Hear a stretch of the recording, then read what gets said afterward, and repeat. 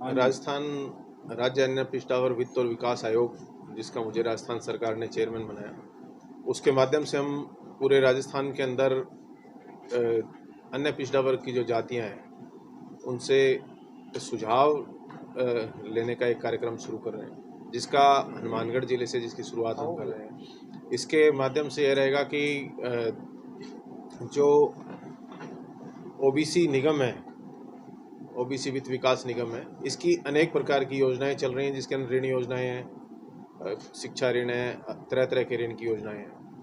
इन आयोग का हमारा काम है कि इन योजनाओं के अंदर क्या सुधार किया जाए।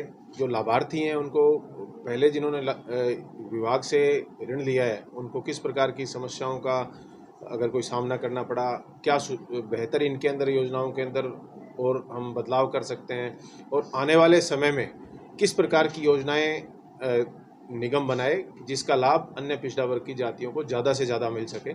इसके लिए हमने विभाग की वेबसाइट के माध्यम से QR कोड बनाया है, जिसको स्कैन करके हर व्यक्ति ऑनलाइन अपने सुझाव दे पाएगा। कुछ दिनों पहले हमने जिला कलेक्ट्रेट हनुमानगढ़ में एक मीटिंग भी की थी, जिसके अधिकारियों के साथ एक मीटिंग की थी, जिसके माध्यम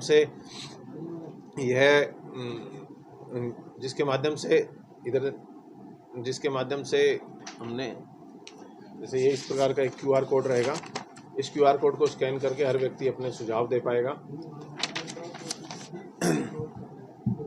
मैं यहाँ कहना चाहूँगा कि राजस्थान की सरकार अन्य पिछड़ा वर्ग की जातियाँ हों, चाहे हमारे SC ST के साथी हों, या हर तबके के विकास के लिए निरंतर प्रयासरत रही है। पिछले 4 सालों 4.5 सालों के अंदर जिस प्रकार के विकास के काम राजस्थान की सरकार ने किए हैं वो पूरे देश में एक उदाहरण है।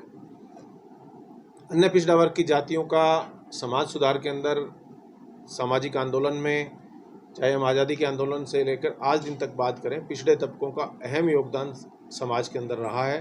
तो इन तबकों के, वंचित तबकों के लोगों को ज़्यादा से ज़्यादा लाभ सरकारी योजनाओं का मिल सके, नई योजनाएं बन सकें, पहले जो योजनाएं संचालित हैं उनके अंदर किस प्रकार के सुधार किए जा सकें, इन सब को लेकर एक हम जनप्रतिनिधियों से, समाज सेवियों से, प्रबुद्धजनों से, लाभार्थियों से और जितने भी इस वर्ग के लोग हैं और अन्य वर्ग के लोग हैं वो भी इन वर्गों के कल्याण के लिए अपने सुझाव दे पाएंगे।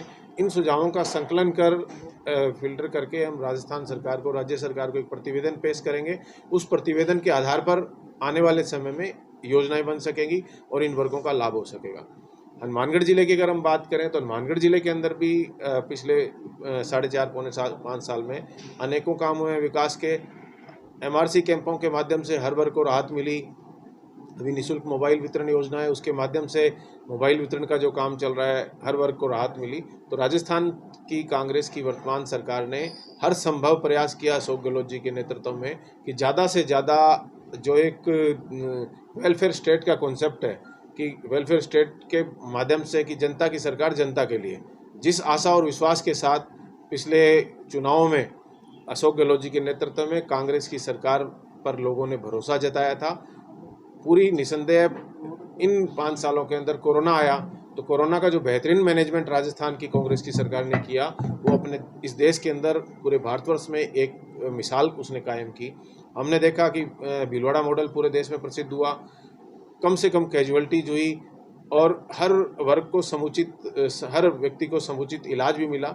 आज राजस्थान के अंदर जो चिरंजीवी योजना चल रही है वो पूरे देश, पूरे भारतवर्ष ही नहीं पूरे विश्व में एक उदाहरण है कि सरकार 25 लाख रुपए तक की गारंटी ले रही है आम आदमी की। किसी साथी का अगर भगवान ना करे कोई बीमार पड़े, अगर कोई कहीं बीमार पड़ता है तो निश्चित तौर पर उसको किसी प्रकार की चिंता करने की आवश्यकता नहीं है। पढ़ाई के लिए सरकार हर वर्ग की, शिक्षा के लिए, स्वास्थ्य के लिए और हर वर्ग को जो सामाजिक सुरक्षा की हमारी योजनाएं हैं उन सबको लेकर सरकार ने इतना किया है कि हर व्यक्ति अब अपनी दैनिक चिंताओं से मुक्त होकर राजस्थान के विकास में, अपने ज़िले के विकास में अपना जो ज़्यादा से ज़्यादा समय दे पाएगा।